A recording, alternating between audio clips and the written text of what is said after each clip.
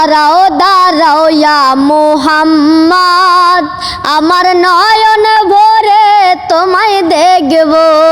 ওই একটু দাঁড়াও দাঁড়াও ইয়া মুহাম্মদ, আমার পরাণ ভরে তোমায় দেখব। এক রাতে নবী ছিলেন মেহানির ঘরে, জিবরাইল আসিয়া তখন বলে বিনয় করে, ডেকেছেন আল্লাহ পাকে মেরাজ হবে আপনার সাথে। মেরাজে গেলেন নবী, আলাপন হলো সবই।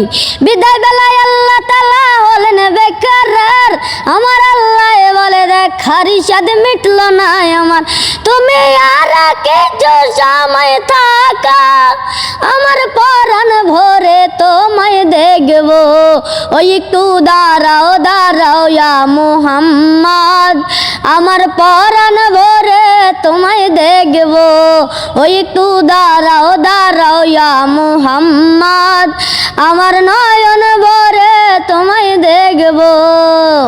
আশুকে মাশুকের খেলা খেলছে দমে দমে, ছায়া কায়া এক হয়ে যায় আর সে আজিমে। বিদায় নিলেন রাসূলুল্লাহ, ফিরে এলেন বাইতুল্লাহ। উম্মে হানি ঘরে এলেন, বিছানা গরম পেলেন।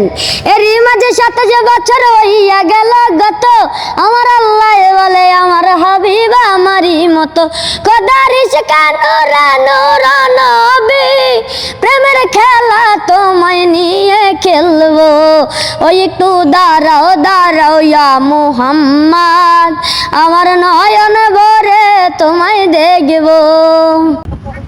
প্রিয় দর্শক, আসলে আমরা যারা আমাদের প্রিয় নবী হযরত মুহাম্মদ সাল্লাল্লাহু আলাইহি সাল্লামকে ভালোবাসি, নবীজির শানে এবং মানে, এটা হলো একটা গজলের মতোর হামদানাত বলে আর কি। যাই হোক, কেমন লাগলো ইরফানের কণ্ঠে?